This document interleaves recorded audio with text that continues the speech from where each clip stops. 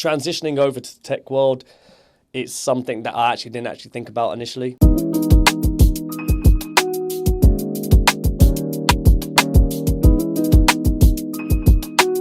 Cool. Rana, thanks so much for coming on the Sales and Sports podcast. No worries, Jack.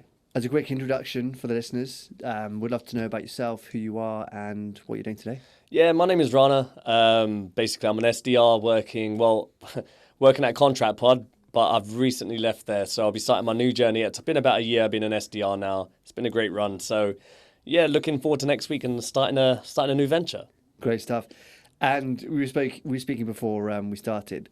Tell me about your journey for people that are listening in. You've got a crazy story. Yeah, mine's a little bit of a different journey, to be fair. A little bit about me. I was born Plumstead, so Plumstead born and raised. Greenwich Hospital, that's no longer there anymore. But around 5, 6, I moved over to America, which was a good old California sunny state, it was brilliant. Nice, moved over there with the whole family. Lived out there for a good old 20 odd years. And America's really, really good, but it's a very, very, very different type of place compared to London. So, I learned a lot, but ended up moving back. And when we moved back, I moved back to the same area, coincidentally, of when I left, and moved back down to Greenwich area, and ended up at Greenwich University, for where I ended up as an education studies degree, and I did my degree there and fell into primary school teaching. So, wow. A bit around there, a primary school teacher for a bit. I had lovely, lovely colleagues there, loved it, but I think once I settled, it really wasn't for me. And I found myself looking for that career progression, looking for a little bit more structure. And it took me more into the police, which is kind of a drastic move as well. So I ended up joining the police, essentially initially Kent Police. So, that was a fun ride. I was there for a couple of years before transferring over down to the Met. But I was a police officer for a good old 8, 9 years. And it was a ride. It was a ride. There were some good stories in there, good people I met during the time. But I could sit here and bore you with some of the stories there, but it does build up. And I think probably one of the best things around where I would say within the police is building up those good core soft skills. So, transitioning over to the tech world, it's something that I didn't actually think about initially whilst in the police. But I think as I grew older and started having kids, started having a family, I couldn't be running around like I was 8 years prior.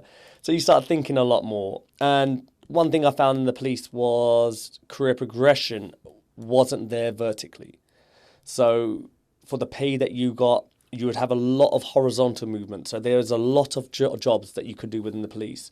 But moving up, the amount of work you had to put in, the amount of things you had to do for the pay increase you'd get and the extra responsibilities, that just didn't align with me, and it didn't really make up where I wanted to go. And, you start venturing out, you start looking, you become complacent. And I think complacency was one of the main things that you do find in the police. You reach that top whack as a PC, you could sit there for the rest of your 30-year career if you wanted to. And essentially complacent in a job of going to work, coming home. I think once things settled down with the kids and started looking at where I want to go, I was actually just scrolling through TikTok, which was,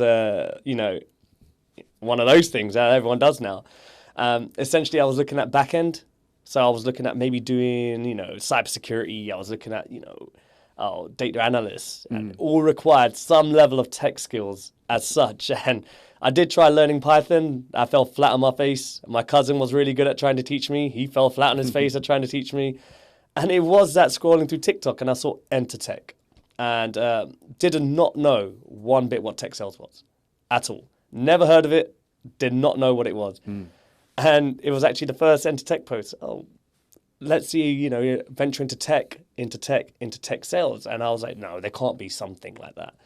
And that's why I initially reached out. And it was only at that point, and I think having that conversation with you, you actually saw and finally got to see transferable skills from police, from teaching over into tech sales. Now, if that could be through, as I say, resilience, you used to speak to people that were going to jump off a bridge.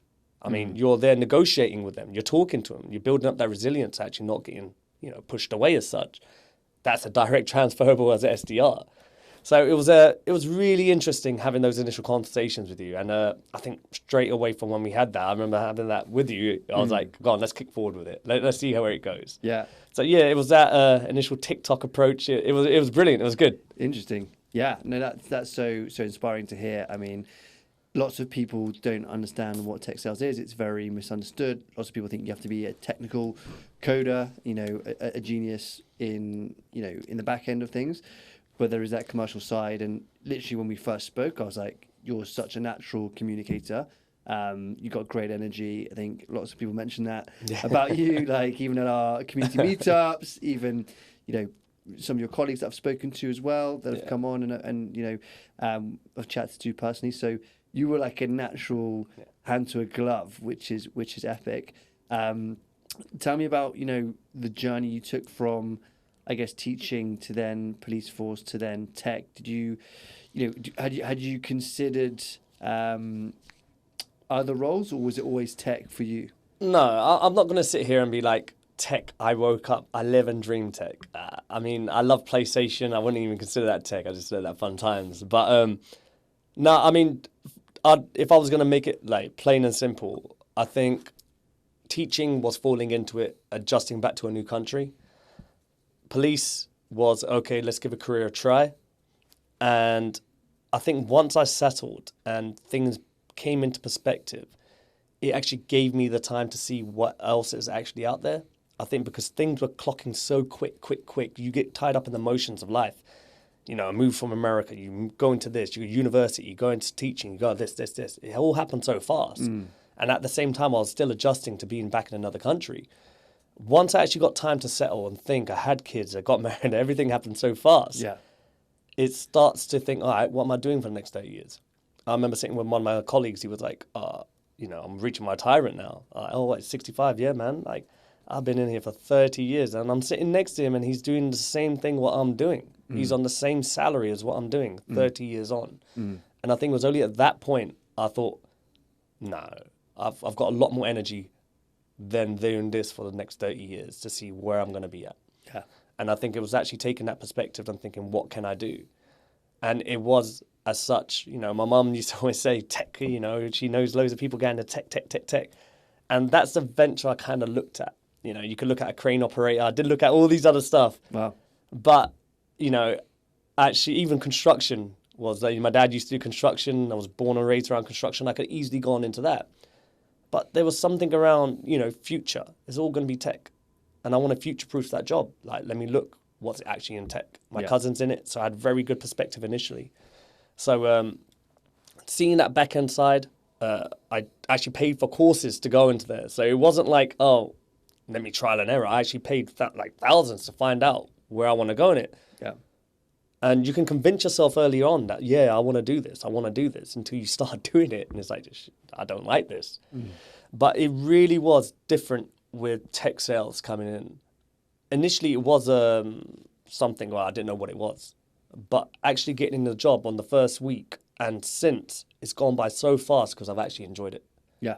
And it's something I actually never even would have contemplated probably without Entr Tech because, number one, having that transition from, I'm like an old stooge to be fair, but having that transition of going from, all that structure I've had before to actually venturing and trying now and actually switching careers, it's a big move. And I think that's what scared me hell of a lot. You got responsibilities, you got to pay the mortgage, you got to pay everything.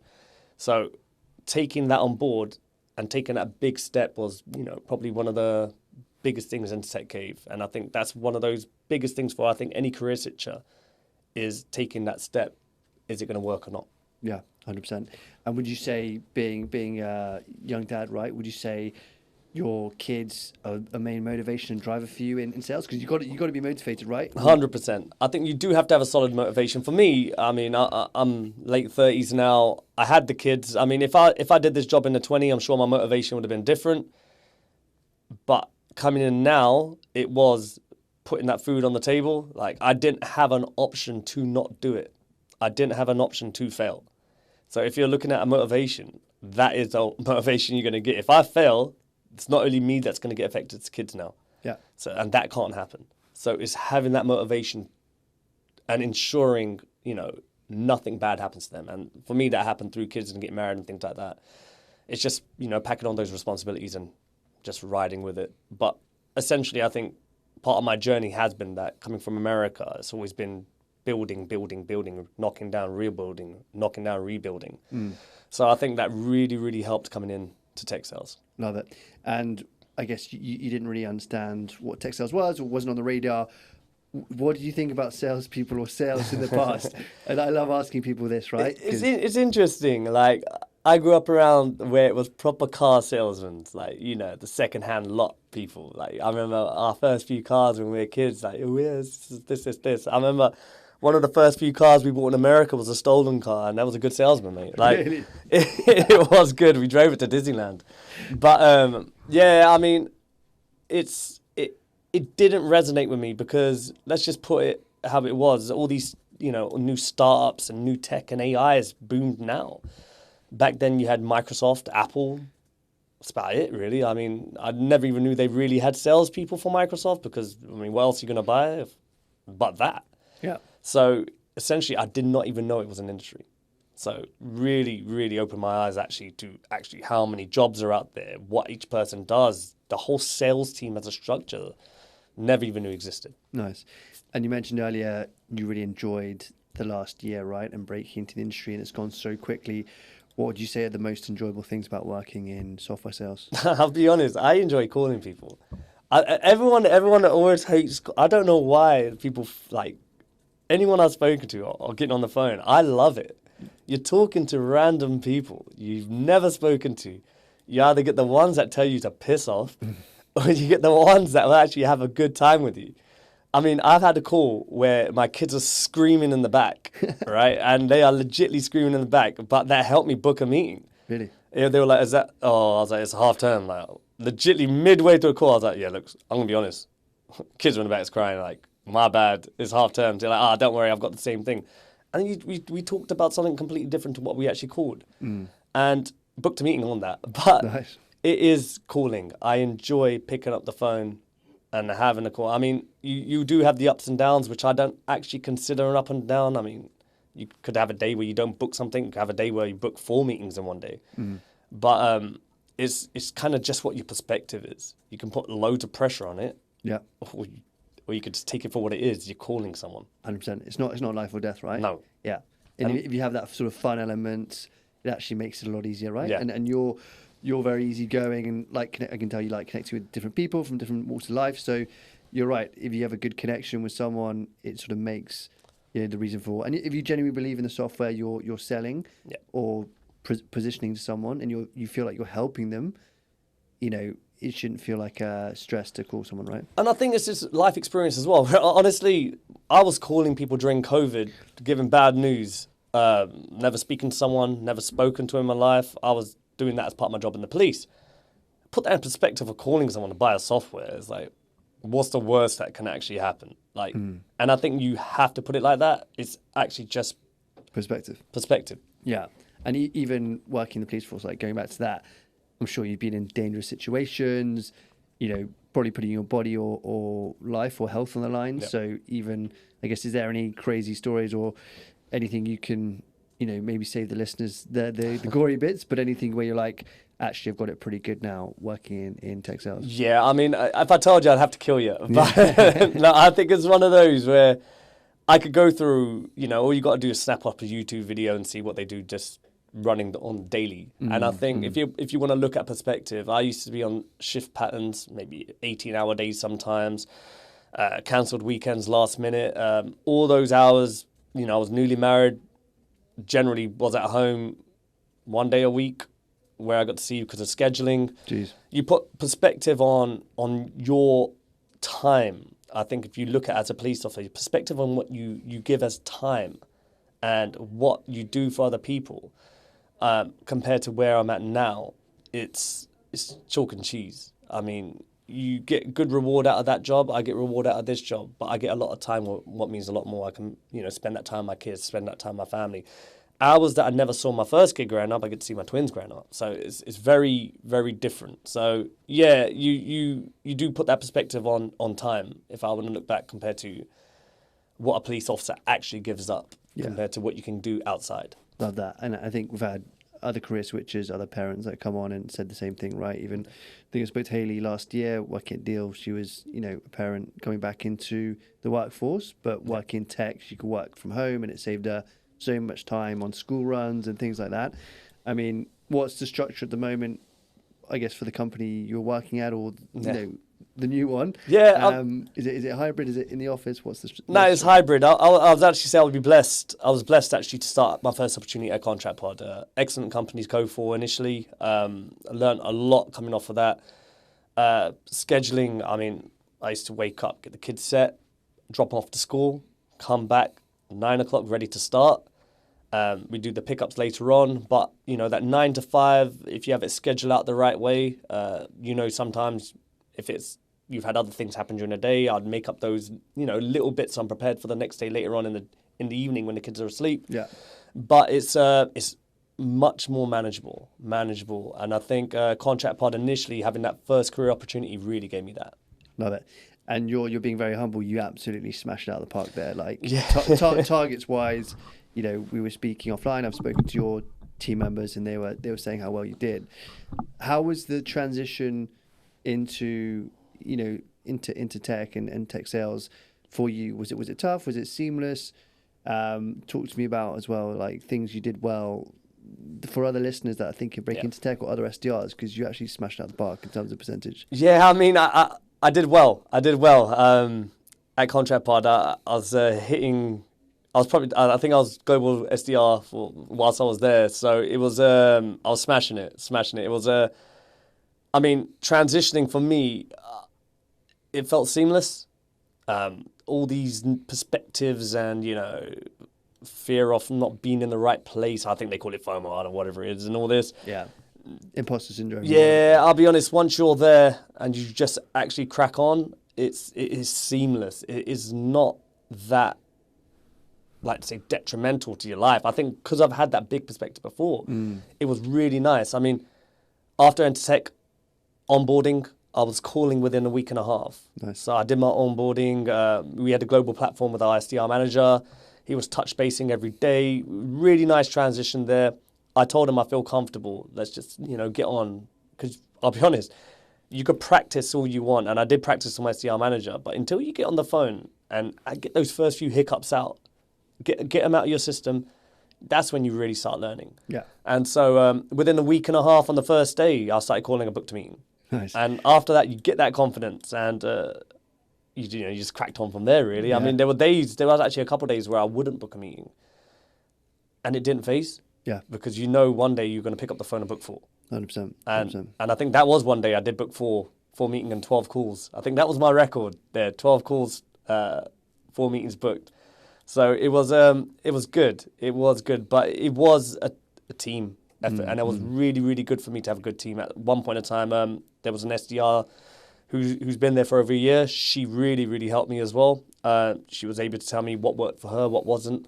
I was able to contact my colleagues in America straight away. And it was just listening to their phone calls, find out what was going on, what was working, what was not. And I think after the first few weeks, I realized, like, maybe the script weren't working for me either. And I adapted everything. By the end of my last call, I didn't even use the script. It was so far away from it because I learnt to dialogue differently with the people I was calling. Yeah. Doesn't mean I didn't get the information in with them. Still got the information, but I adapted to how I communicate. And I think that's probably one of the biggest things as an SDR. Learn your own style, and you'll come off natural. They'll trust that. No, 100%. You got to find your own voice, right? And be natural, because you're speaking to people at the end of the day. People buy from people, and if you're sounding natural, they're going to give you more time. I think for me as well, when I started in the industry, sounded similar to you. When I was sat next to my sales director opposite me, he just said, phone's there, start, because that's the only way you're going to learn. There's no point in waiting and doing as many role plays as possible or avoiding it. You just got to crack in, and you might be a little bit petrified. It depends on the personality or the person, but by just cracking in, you're going to get there quicker. It's a steeper learning curve, but you're going to be performing way quicker, and you're going to be in a better position, right? Yeah, it was interesting. Before I left, I actually listened to my first couple of calls, and what dreadful calls they were. I'll be honest, like even on the script, they were. I listened to myself. I was like, I wouldn't even book a meeting with myself. I think I was skipping around. I actually didn't know what I was actually selling at that point properly. But compare those calls to my last few calls. What a difference. Yeah. What a difference. And sometimes you don't even need to know what you're selling too deep at the start. You can keep making excuses. Oh, I don't know the product. You can still go in at a high level and book meetings, right? I think the misconception as well, where I put it into with tech sales, I'd say you don't need to be an expert in tech. It is not. And having that word tech in it is a sales part that you're selling in technology. You don't need to be an expert. You need to know what it does. If you know what the product does, that's all you need to know as an SDR. I don't care what programming computer it works from, but it is honestly finding what problem they have. Do we have what they have? Book a meeting and find out more after. Yeah. And I think essentially anyone looking to tech sales to say, oh, do I need a computer degree?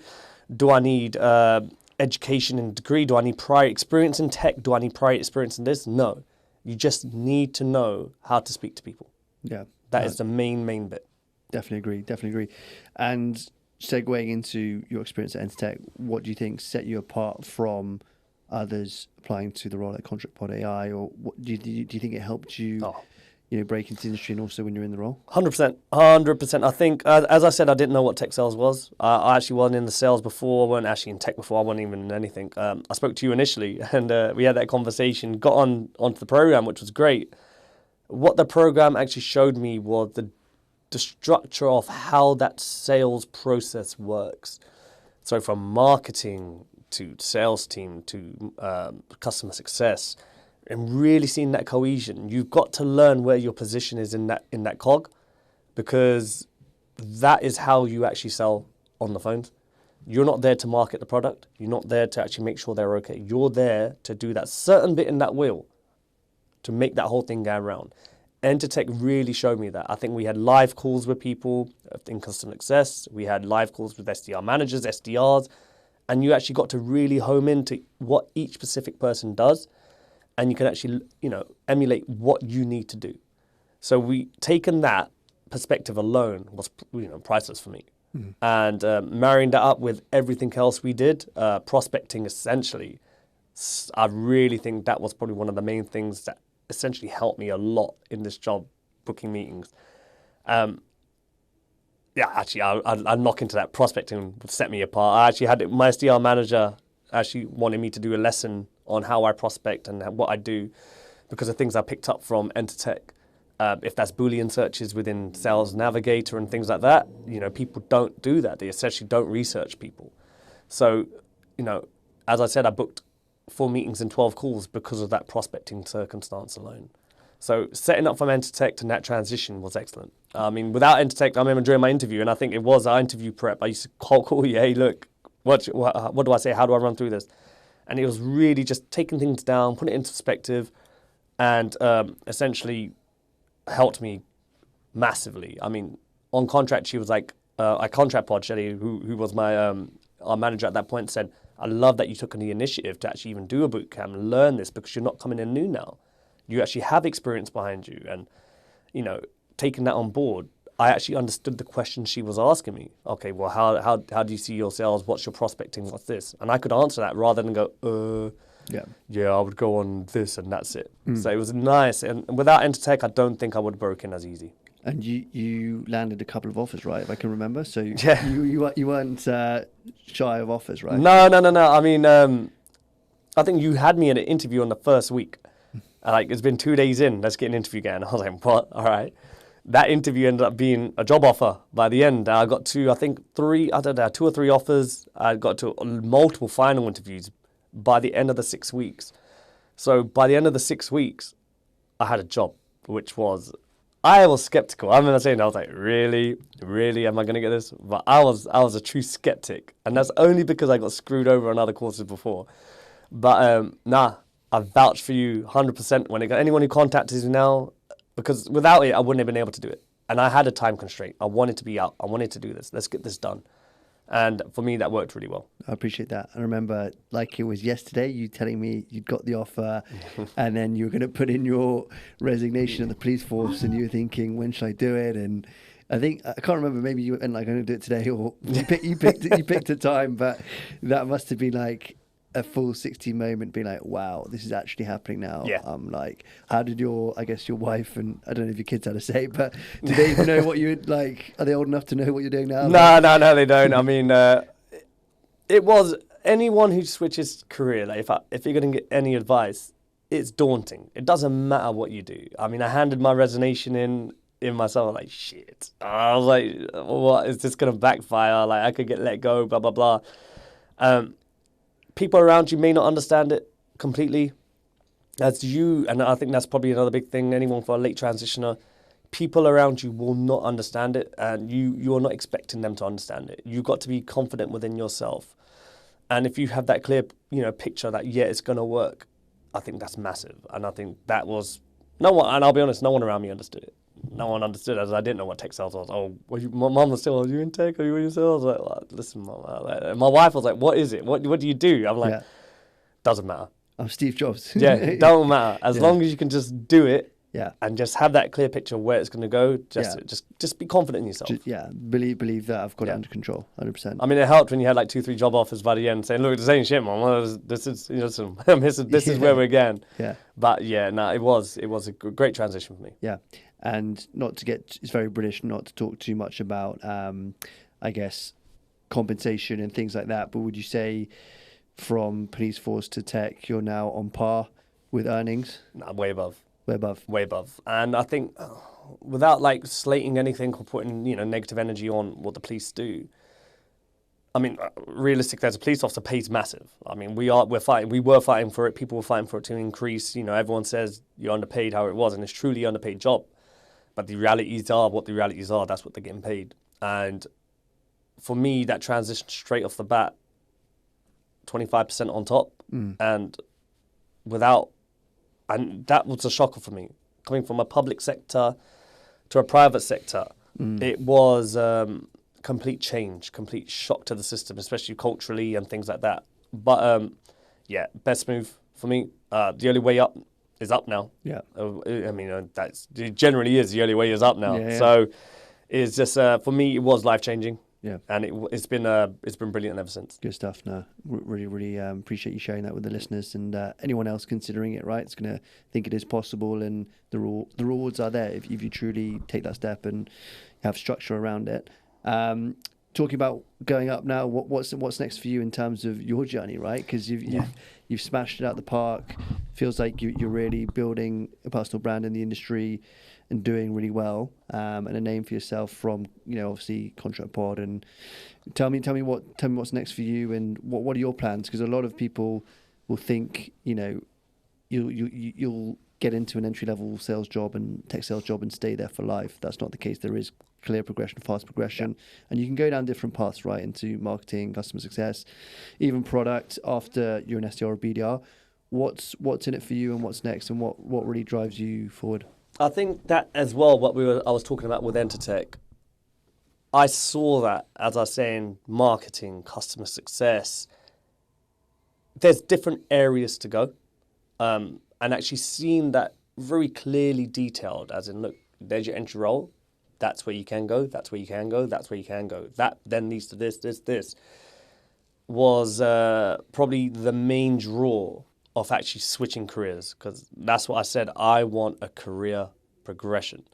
Currently, where I was, I was looking at where potentially there was progression there, potentially there may not have been, but I've worked long enough to where I actually want to control that in my own hands. And I think that's decisions you have to make. I could have sat where I am. Maybe it would have happened. Maybe it would have. Maybe it wouldn't. But I wanted more clear picture on where it would have gone. And for me, I'm not in my 20s anymore. I don't have much more time to waste. I'm already tired. But I actually wanted to have that control myself. So, I want to go into AE. It was account executive role. You do the end-to-end part there, the full life cycle part of the deal as such. But even at that point, I switched to a bigger company. So the company I began to is 8.5 billion. There's maybe more opportunities where I looked at, I saw the pros and cons, but I actually see more opportunities potentially there for me in a year. If I wanted to switch, maybe in a year I want to change, not be an AE. Maybe I want to go into a customer success role, because each position that you go into comes with its own stress levels. Maybe at that point where, AE comes with a massive stress level. Customer success comes with its own, you have marketing comes with its own. So it gives you those opportunities and avenues to actually do kind of what you want at that time, rather than be, hemmed into one.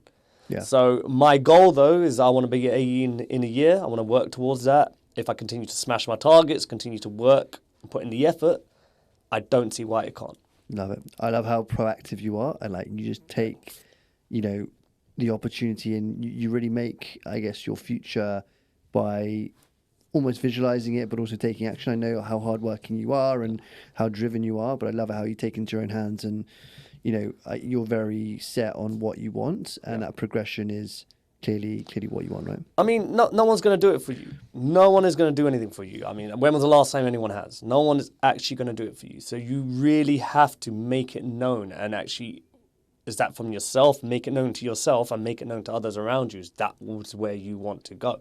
Yeah. You can then reciprocate and gauge, okay, is that a potential to happen? Is it not a potential to happen? If it is, fair play. If it's not, you have to make the action. Yeah. You have to make the change. Granted, shit, it may be going wrong in a year. I'll be like, damn, this is a bad choice. Oh. But it's a logic you can actually be like, okay, do you know what? Doesn't matter. Yeah. Crack on from there, do it again. Yeah. So it really is locking into actually where you want to go. Yeah. And working there. Because you can't control external variables, right? You can only control your number, the work you're putting in, but if you're hitting targets, but there's still no openings because it's maybe a small team in the UK and and the main headquarters in different parts of the world. For anyone listening, you've got to take it into your own hands. And also, if anyone's looking for progression, you've got to go have those conversations with people, 3 months earlier, because you're going to come down the line maybe a year later and still be looking around, thinking what's happening. It's better to have a yes or no if a company's going in the right direction, if there's progression, right? And I think that comes from a job experience coming from the police. We don't curt around saying stuff. It is what it is. And there's nothing wrong with saying, yeah, this is where I want to go. Is that a potential? Like, this is where I want to be. Is that a potential? There's nothing wrong with that. If there is, there is. If there isn't, you have to have those conversations. Because in the end, you don't want to be there in a year thinking, what am I doing? 100%. And get that out early. 100%. So it sounds like progression is like number one for you when you're looking at potential companies to join. If you were an SDR or someone outside of the industry looking to break in and you were going for potential interviews, what advice would you give to check out the company, right? So obviously number one is asking them about the progression.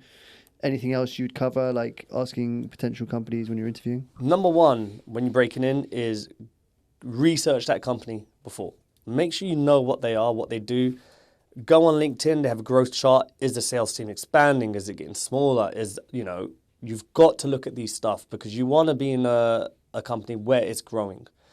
If the sales team's increased by 35% over the year, that's a good sign. They're building their teams up for expansion. If it's decreasing, you've got to look, maybe this isn't the right company. You've got to look at the product. Is it a good product to go into? This is all stuff you should know before. Then when you go into the interview, be confident enough to ask those questions. Just because you're entry level doesn't mean shit. You can come in with no experience and ask the right questions and they'll be like, well, this guy knows what he's talking about. So I used to go into interviews like, well, where's the company heading? What's the direction it's heading in? What's the sales teams like in EMEA? How big are they? Are they looking to expand? Where are they looking to go? Because essentially, as much as you're looking to break in, you need to make sure they're the right fit for you as well. Yeah, even asking like, why are you hiring someone? Is someone being promoted? They've been fired? Like, are you expanding the team? What areas will you be working on in terms of countries and territories and things like that? There's so many. It's like 100 questions probably you could ask interviewers, but it shocks me how some people will go in, ask 2 questions, and then wrap it up. And honestly, if you like a company, there's going to be ones where you're like, I like this one. Email or LinkedIn outreach, those SDRs are already in there. I did that loads. Hey, quick question, blah, blah, blah. Do you mind 5-minute talk? Yeah. Everyone will say yes. Maybe a couple, but they will say yes. Have a conversation with them. Then when they interview, look, I spoke to one of your SDRs. You know how good that looks? I spoke to one of the SDRs. He's saying this. What do you think? Blah, blah, blah, blah, blah, blah. Brilliant. Now they've seen you, actively go out, this. All these little things. But it is up to yourself to actually find out if it's right for you before they find out if you're right for them. Yeah, no, completely. And segueing into sports, this sales and sports, I know you're a big United fan and football fan in general. So do you think there's any crossovers between sales and sports? And talk to me about your experiences playing football and even supporting Man United. Yeah, don't worry, things are going to change. Things are changing. We had a good reign, but there's a direct correlation. It's competitiveness. You've got to be competitive. I don't like losing. You don't like losing. Any sports player doesn't like losing. But, if you want to dive deeper into all of it, to be a good athlete, you have to prep. Same thing as an SDR. You have to prep to be a good SDR. I mean, competitiveness, I think, is the key standout between a good SDR and a bad SDR. And that's not to say bad SDRs aren't competitive. There's a healthy way to be competitive. That's something I've seen within working so far in different areas and different people I've spoken to and different colleagues from other companies is having that ethical competitiveness. You can be competitive, but you always got to remember you as a team working together still. Yeah. So you don't want to be that guy that goes behind and be that person because you're not going to go anywhere. All right. These are people, and the managers don't like it themselves. So if you're that guy that always keeps going, oh no, that's not, and going behind, you don't want to be that person. So and same in sports. No one likes that guy. Yeah. So it's having that good ethical competitiveness in a team, and that is the perfect brew for a great SDR, I think. Yeah, I think you're right. Teamwork, if you be a team player, but also just be really, really competitive and want to do well, you're gonna smash it. But don't be that person who's, snaking people's leads or taking people's accounts, because that reputation, you don't want to be that. And I'm the worst. I'll be honest. I made mistakes. Like I didn't understand Salesforce completely initially, so I would accidentally take someone's that's already reached out. Like, I remember actually, they used to always get on me, like, I'll just reach out. I was like, oh, my bad. I booked the meeting, but I'll be like, look, just take the meeting. Yeah. You've reached out already, my bad. Like, that is as simple as it is. Even though maybe I've done 20 dials after or 13 emails after, it was their lead. Take the lead, because you'll have 20 more that comes on top. Yeah. And then, when I remember, it goes around in circles. That happened to me, and I gave it. A couple of weeks down the line, one happened there. I sent out one email to this person. That's all I sent out, one email. And then it came as an inbound later on. And that person came back to me and was like, look, you reached out to them, you take it. Karma. And that is that healthy competitiveness side where I'd say that's the perfect place to be. Yeah. And also they're going to help you out when you first join. And exactly. Yeah, 100%. Good stuff. And Man United, what are your thoughts for the new manager? I think, I don't think it's going to go well. I just think they've just done the roundabout thing, what they keep doing, bringing a new manager, and everything's going to change. We're going to have a nice little burst in the beginning, and then eventually we're going to realise the whole structure of the club's wrong. And then when they realise that, we'll find out from that point. But yeah, I'll enjoy the little burst as it goes. Yeah, Ten Hag had a hard time, I think.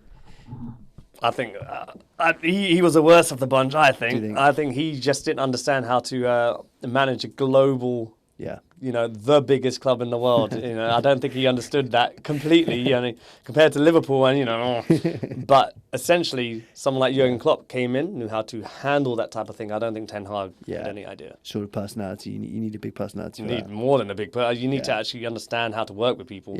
Yeah, 100%.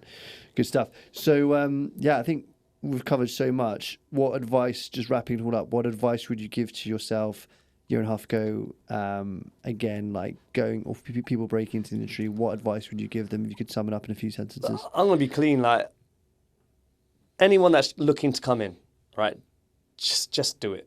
Give it a go, all right? That fear of transitioning, just honestly jump in with 2 feet. When you're in, make sure, I think the biggest advice, interviewing first, confidence goes a mile. If you're confident, they'll feel confidence in you. Just be confident in what you say. Everything will go fine. If you're able to talk, they just want to get to know you. That's all they want to do, get to know you. They want to know your ego and ready to go. What's your motivation? That's it. Once you're in the job, if you're organized, you're going to be fine. that is it. You're going to have your dip days, bad days. I had meetings booked when I emailed them 3 months ago, and they booked an email meeting. Oh, sorry, it took so long to get back. Like, I want to book a meeting. Stay organized. Consistency. The first couple of weeks, you'll build that consistency, and all of a sudden, everything will just keep dropping. Just be consistent. And then it will just keep dropping. The meetings will book by themselves. And I think that's the biggest bit. Be consistent, even on the bad days. Love it, mate. Thanks so much for coming in. And if people want to reach out to you, where should they find you? LinkedIn? Anytime on LinkedIn. There's a few people already doing it. Just reach out to me on LinkedIn anytime. I'm happy. I'm happy to have a conversation. I've been in that place.